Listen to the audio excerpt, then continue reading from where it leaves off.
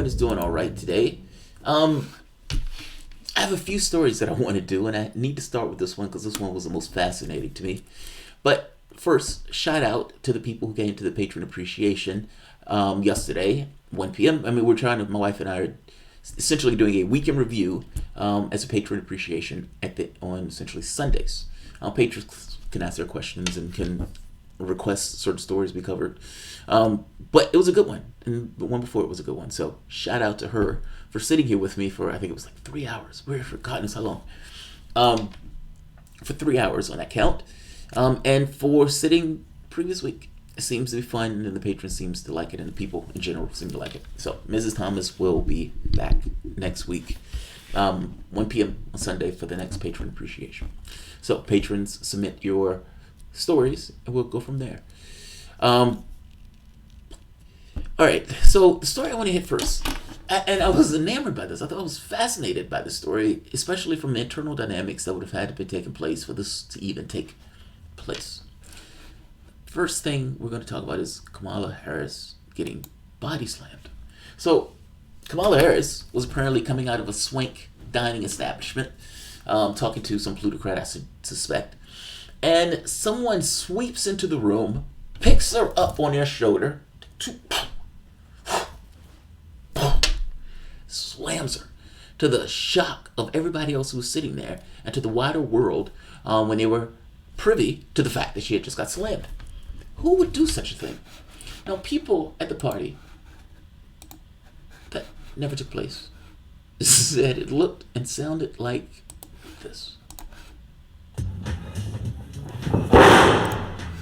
Now, if I had a video team, I would have had Kamala Harris's head on that guy's body as she got slammed.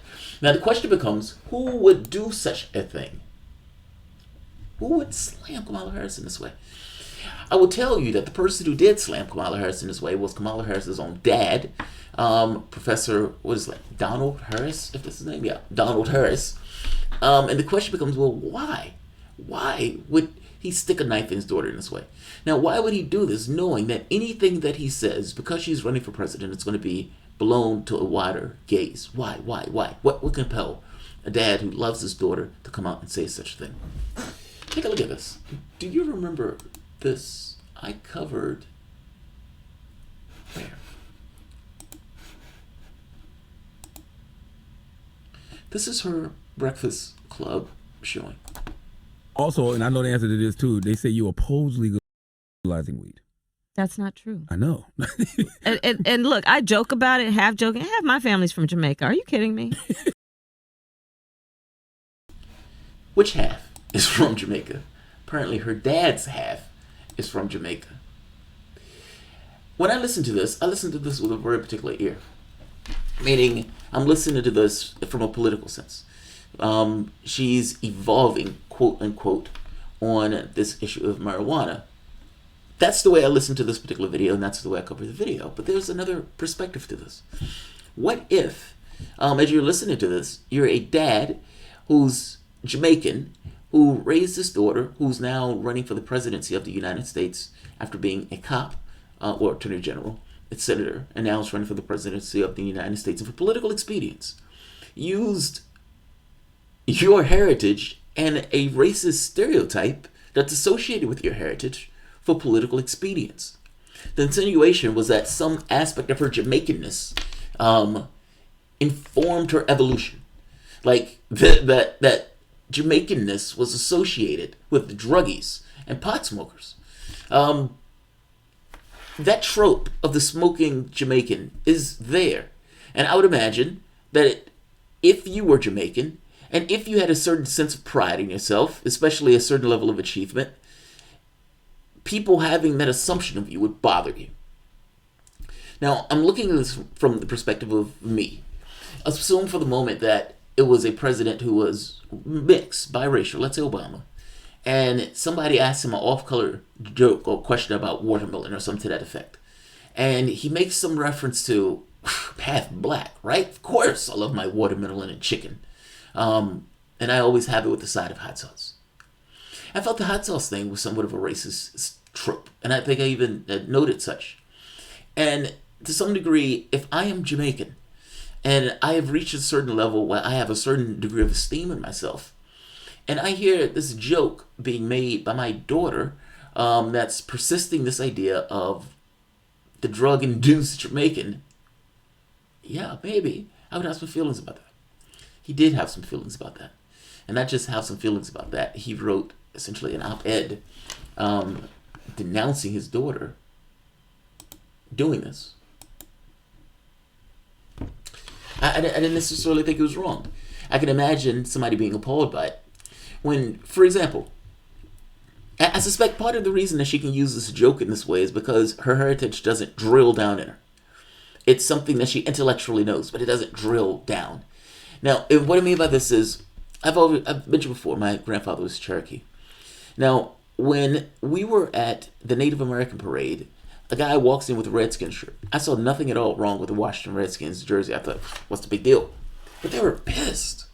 Now, I didn't see anything wrong with it because that didn't necessarily dig in me. I was raised for the most part as African American, but you can imagine that if it's your racial denomination and they have this mascot that they're using purely for monetary reasons and using a racist trope in the process of doing so, then you may have some feelings about that, especially if those are the things that you had to deal with growing up in a particular society. Those are the things that were used or mentioned over and over and over again. It's somewhat of an indignity. The fact that his own daughter would use it was probably bothersome. Like, if that team was named the Washington Negroes, people would have issues with it. You know, the Boston Jews. People would have some severe issues with the team being named like that. And it was, oh God, that's so racist. How are you going to name a team after this kind of, what's supposed to be this kind of animalistic thing where you're out there fighting and all this other stuff? But they don't do it for Native Americans with this idea of Washington Redskins. It's not that big of a deal. It's not enough of them to matter. Well, her father cares. Her father clearly cared. Take a look at this, and thinking about it, I can see where he's coming from.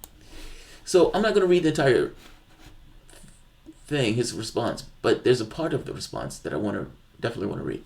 This is Professor Donald Harris. And right here. My dearly departed grandmother, whose extraordinary legacy I described in a recent essay on this website, as well as my deceased parents, must be turning over in their grave right now to see their family name, reputation, and proud Jamaican identity being connected in any way, jokingly or not, with the fraudulent stereotype of a pot-smoking joy seeker and a pursuit of identity politics. Speaking for myself and my immediate Jamaican family, we wish to categorically disassociate ourselves from this travesty. Wow. That is strong. That is strong. Again, half my family's from Jamaica. Are you kidding me? I'm talking about being a pot smoker. As if the Jamaicanness in and of itself somehow indicated that they were going to be drug induced. Someone made this comment of, well, does that mean that you should be able to check Jamaicans more so at an airport because of their Jamaicanness? It's like, so no, they didn't necessarily, that didn't fly over well. Michael Easterwood, whoever has the pleasure of debating her in the primary should look at her and say, you're killing your father, Kamala. Big Lebowski's. Oh, man. Can you imagine that? Can you imagine that? Also, her evolution on this, using somewhat of a racist stereotype in order to go from point A to point B in an interview of evolution, in order to get across evolution in this kind of comical way, this evolution is kind of peculiar. It looks like it just took place within the context of the presidential campaign. And I would imagine it's a cold comfort. And that Jamaicanness didn't in any way stop her from locking up 2,500 people a year while she was top cop attorney general in California, with an average of 6 months each. I put all the stuff at the bottom. Her dad didn't appreciate it. That's putting it mildly. I'm not going to keep this one long because I wanted to go through some other stories. Jay Scott, her father knows she is a fraud and runs deeper than weed comment for him to write that op-ed. Yes. I mean, come on. It's like, it's your kid. You're going to be proud of your kid. I would imagine it's like, what is that thing in you that says, I have to say something about this, even though this is my kid? Yeah, Jay, I agree with you. It probably runs deeper than just a pot thing. Um, but look, I think of it from the standpoint of me as an African American, and I hate it when people say blacks don't do X. It's like, who is this, mythical black that you have in your head where you have all the characteristics that are associated with it, and there's some certain things that you say, okay, these don't apply. Why? Why don't they apply? Is he a person or not? The hot sauce thing, the chicken thing, like those are stereotypes that were propagated in the society itself. And I would imagine that people will have somewhat of a sore spot if you're using those stereotypes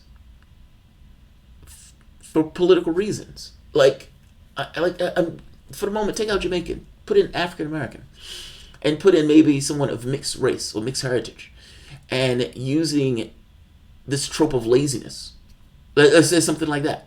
Or using this thing of, I don't know, like add in your own racist stereotype that you want to add to the mix.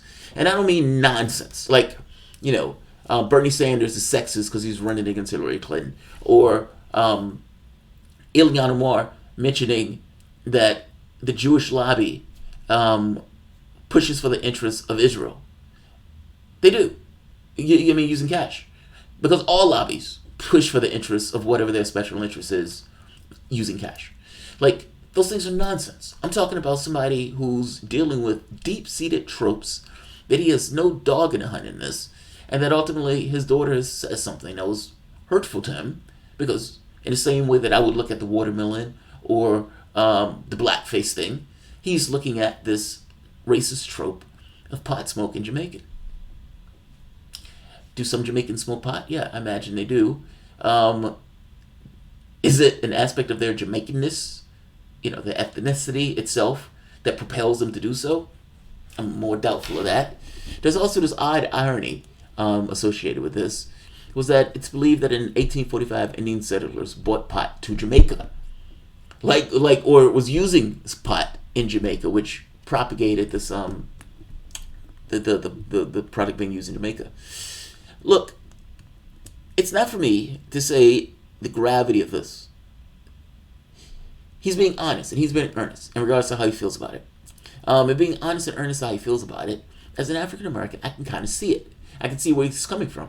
When I heard this, I just heard this as somebody who's looking out, listening for what she's saying about pot.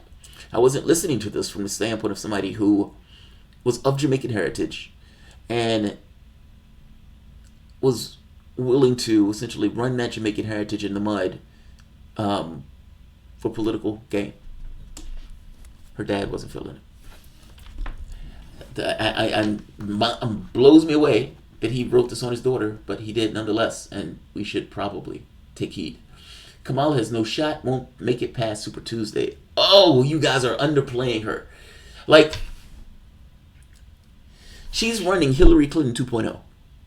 And in doing so, pulling in the bigger donors, pulling in people who are essentially backing Clinton. If I am not mistaken, even Hillary Clinton's like communication team or something. Like, people are aggregating around a person of color and a woman. She checked both boxes in the Democratic Party. And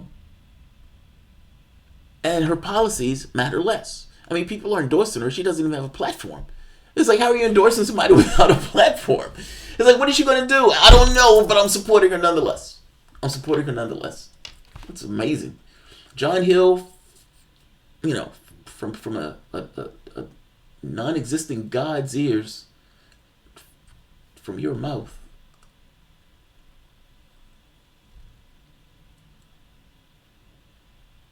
White news anchor character. What are you talking about?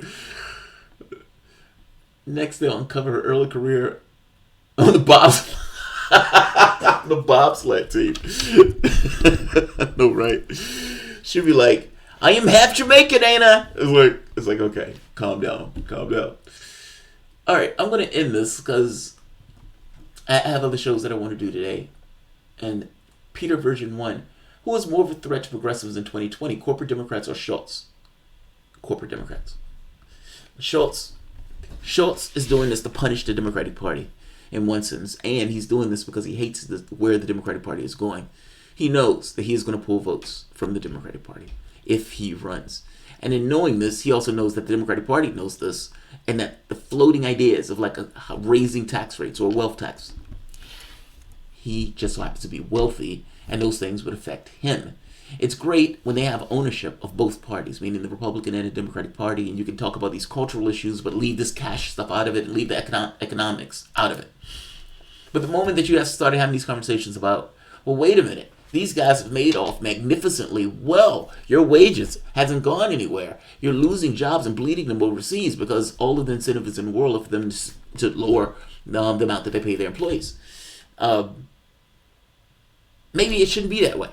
If you're doing all the labor in society, and these guys are reaping massive amounts of profit off of that, like 90% of or 95% of the wealth going to the top 1%, this agreement has broken down.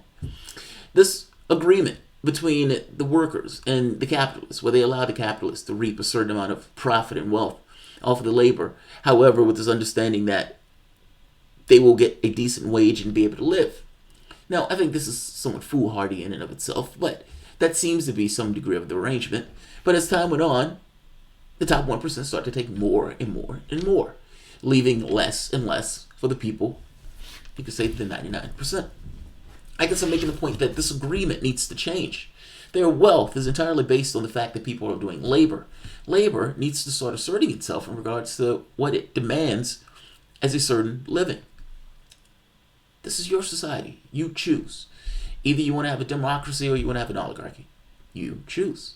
If it's a democracy, then rules need to be changed to ensure the fact that it remains such. We need to change our ways. But no, I think corporate Democrats are more of a threat, if I'm being honest. All right, like I said, I'm going to end this. And I know I said I was going to end this before. Let me check one more thing. I want to make sure I don't miss anything.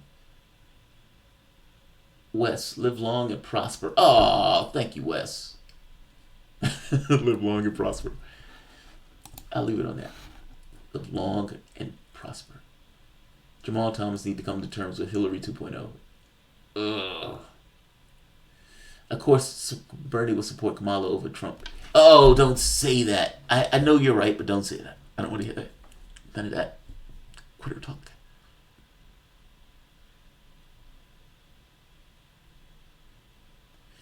Bernie or guillotine. Corporate Democrats. Okay, you like the black guy, but not the woman. Okay, how about the black woman? Yeah, that's good, right? You'll ignore policy, right? They ignore policy. They don't care about policy. It's amazing. All right, I'm going to end this. I'll see you guys probably in about 10, 15 minutes, just as long as it takes me to queue up the next video. Thanks all. I'll see you shortly.